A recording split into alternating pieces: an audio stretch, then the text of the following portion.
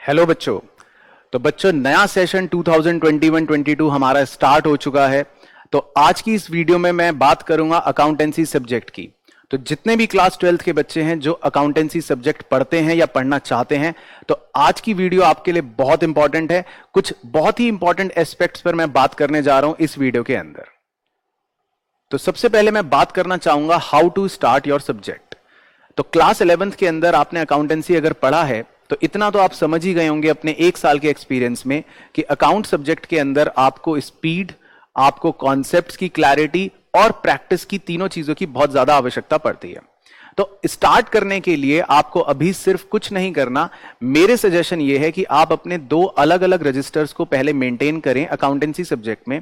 एक रजिस्टर में आपको कॉन्सेप्चुअल चीजों को अपना लिखना चाहिए और अपना रखना चाहिए, और एक रजिस्टर में आपको करनी चाहिए जो प्रैक्टिस होती है, यानी कि क्वेश्चंस की प्रैक्टिस करनी चाहिए। तो स्टार्ट करने के लिए आपको सिर्फ क्या करना है, अभी दो नए अच्छे रजिस्टर्स खरीदने हैं। एक रजिस्टर को आप अकाउंट्स का कॉन्सेप्ट रजिस्टर मान के काम करें और दूसरे रजिस्टर को आप अपना एक प्रैक्टिस रजिस्टर मान के काम करें। हम यहां पर अपने यहां बच्चों को सजेस्ट करते हैं कि स्पाइरल नोटबुक्स को खरीदा जाए। स्पाइरल नोटबुक्स थोड़ा सा हैंडी होते हैं और रिवीजन के टाइम पे आप उसको सिंगल हैंडेडली कैरी कर लेते हैं, तो थोड़ा सा आसान हो जाता है आपको उसको पढ़ना उससे और उससे रिवाइज करना।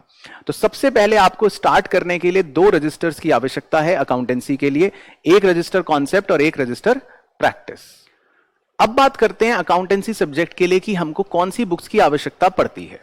तो इसमें बहुत सारे अलग अलग स्कूल ऑफ थॉट्स हैं। बहुत से लोग कहते हैं एनसीईआरटी करनी है, बहुत से लोग कहते हैं टीएस ग्रेवाल करनी है, बहुत से स्कूल में टीएस ग्रेवाल करवाते हैं, बहुत से स्कूल्स में डीके गोयल करवाते हैं। तो मेरा सजेशन जो आपके लिए वो ये है कि आप एनसीईआरटी बुक जो है उसको अगर एक बार को अवॉइड कर दे तो भी आपका काम चल जाएगा, क्योंकि एनसीईआरटी के जो भी क्वेश्चंस होते हैं या एनसीईआरटी बेस्ड जो भी क्वेश्चंस होते हैं वो ऑलरेडी हर अच्छी रिफ्रेशर बुक के अंदर कवर कर दिए जाते हैं। तो आपके पास आते हैं अब दो ऑप्शंस, या तो आप अकाउंटेंसी के लिए टीएस ग्रेवाल बुक ले सकते हैं या आप डीके गोयल बुक ले सकते हैं।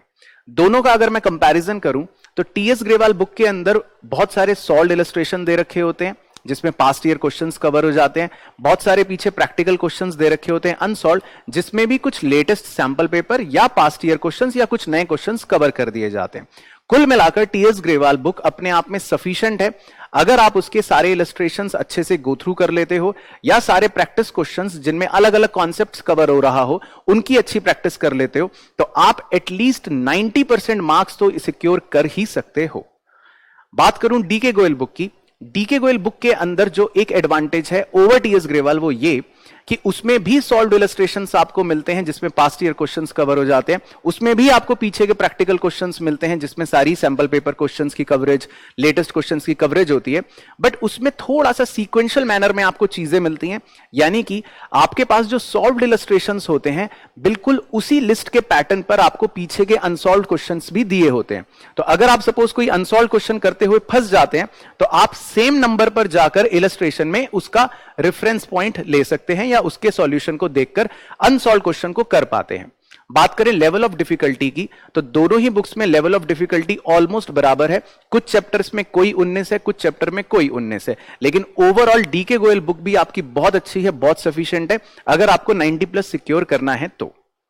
बट बात करते हैं उन बच्चों की जिनका एम है थोड़ा सा ज्यादा, यानी कि जो कोई भी अब स्कोप नहीं छोड़ना चाहते, जिनको 95% प्लस या अपने पूरे 100 मार्क्स की तैयारी करनी है, तो उनको मैं सजेस्ट करूंगा कि आप किसी भी एक बुक को पूरा अच्छे से करो और दूसरी बुक को भी एक बार गो थ्रू जरूर करो। चाहे आप डीके गोयल अच्छे से करो जिसके सारे एमसीक्यू, सारे क्वेश्चंस सॉल्व्ड अनसॉल्व्ड सब कुछ, देन उसके बाद आप टीएस ग्रेवाल के स्कैनर्स को रेफर कर सकते हो। और अगर आप टीएस ग्रेवाल को पूरा अच्छे से कर रहे हो, इलस्ट्रेशंस, क्वेश्चंस और स्कैनर, देन उसके बाद आप डीके गोयल के एटलीस्ट इलस्ट्रेशंस को जरूर गो थ्रू करो, एमसीक्यूज को गो थ्रू करो, शॉर्ट आंसर्स को क्वेश्चन करो।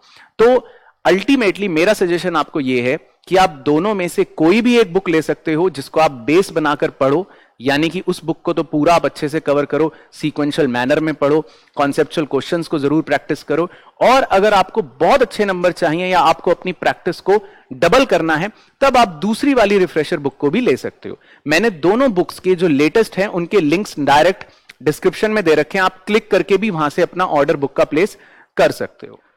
अब आते हैं कि अकाउंटेंसी सब्जेक्ट में अगर हम चाहते हैं कि हमारे मार्क्स ज्यादा आए तो उनके लिए किन छोटी छोटी बातों का हमें ध्यान रखना चाहिए। तो सबसे पहले तो जो अकाउंट सब्जेक्ट में इंपॉर्टेंट होता है वो होता है आपका प्रेजेंटेशन और आपकी स्पीड। दोनों चीजों का एक बेहतर तालमेल बहुत जरूरी होता है अकाउंट्स में ज्यादा मार्क्स लाने के लिए।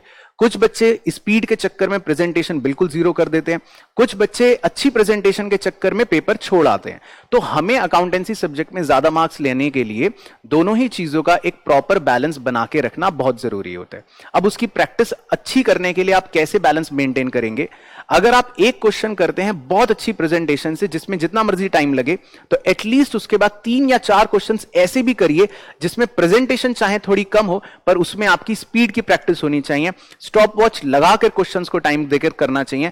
हर क्वेश्चन के मार्क्स की वेटेज के हिसाब से उसको 2 से मल्टीप्लाई कर दो, उतने मिनट में आपका सवाल हो जाना चाहिए। उदाहरण के तौर पर अगर आप कोई 1 नंबर का क्वेश्चन कर रहे हो तो वो 2 मिनट में हो जाना चाहिए। 3 नंबर का क्वेश्चन कर रहे हो तो 6 मिनट में हो जाना चाहिए। 8 नंबर का क्वेश्चन कर रहे हो तो 16 मिनट में हो जाना चाहिए। तो जब आप स्टॉप वॉच लगाकर हर क्वेश्चन में इस तरह की मॉनिटरिंग करोगे अपने टाइम की, तो over a period of months आप देखोगे कि बिना स्टॉप वॉच के भी अपने आप आपकी हैबिट बन जाएगी हर क्वेश्चन को फटाफट से टाइम पे करने की। और साथ ही साथ एक क्वेश्चन जरूर ऐसा रखो अपनी प्रैक्टिस में जिसको आप बेस्ट प्रेजेंटेशन की तरह सॉल्व करो, चाहे उसमें जितना मर्जी टाइम लगे।